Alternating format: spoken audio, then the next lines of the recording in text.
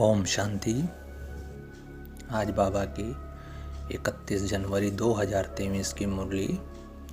बाबा ने इस मुरली में बहुत ही मधुर शिक्षाएं, भक्ति और ज्ञान का कॉन्ट्रास्ट और भी बहुत सारी बातें बताई है।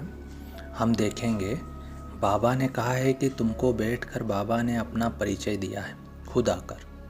यह राजयोग तुमको और कोई भी सिखला नहीं सकते हैं।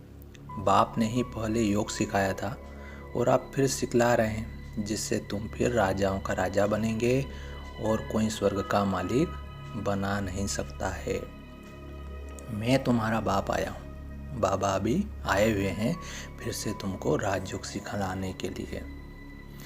बाबा कहते हैं बच्चों को समझाया गया है कि याद एक बाप को ही करना है, देने वाला एक ही है। भल तुम किसकी भी भक्ति कर लो, किसी को भी याद करो, परंतु फल देने वाला फिर भी मैं ही एक दाता हूँ। आगे बाबा कहते हैं यहाँ भल कोई करोड़पति भी है, 50 करोड़ है, लेकिन तुम्हारी भेंट में वह गरीबी है। क्यों? क्योंकि यह सब उनका धन मिट्टी में मिल जाना है, कुछ भी साथ में चलेगा नहीं, हाथ खाली जाएंगे। तुम तो हाथ भर तू करके जाते हो 21 जन्मों के लिए।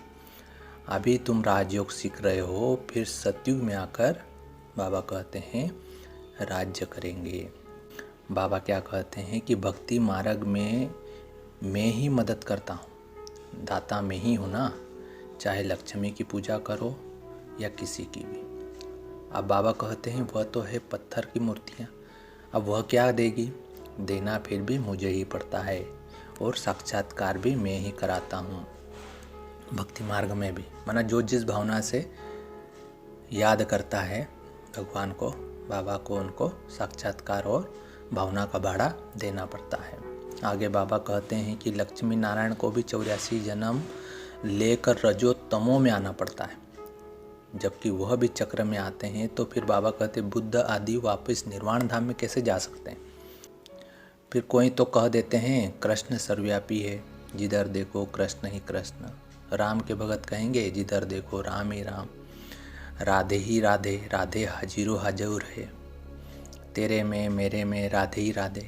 गणेश का पुजारी कहेगा तेरे में मेरे में गणेश ही गणेश है। क्रिश्चियन फिर कहते हैं क्राइस्ट गॉड का सन माना बच्चा है। तो भगवान का समझाना ये है कि अगर क्राइस्ट सन माना भगवान का बच्चा है तो तुम फिर किसके बच्चे हो? अनेक मतांतर है दुनिया में, रास्ता कोई को भी मिलता नहीं है, सिर्फ बस माथा टेकते भटकते रहते हैं।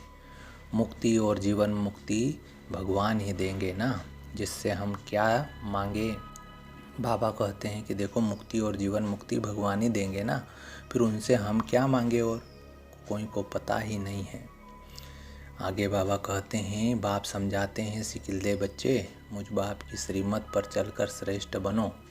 तुम अभी संगम युग पर राजयोग सीख रहे हो, जबकि कलयुग को सतयुग बनाना है। उन्होंने कल्प की आयु लंबी बताकर सभी को घोर अंधेरे में डाल दिया है। मनुष्य तो मूंझे हुए हैं। ड्रामा अनुसार तुम बच्चों को ही बेहद के बाप से वर्षा लेना है। बाबा ने बहुत युक्तियाँ बताई है, सिर्फ बाबा को याद करो और चार्ट रखो। भोजन बनाने समय भी याद करो। बाबा ऐसे क्यों बोलते हैं? क्यों? भोजन बनाने समय पति बच्चा याद पड़ता है तो क्या शिव बाबा याद नहीं पड़ेगा? तो ये थे आज के बाबा के मधुर महावाक्य। अच्छा, ओम शांति।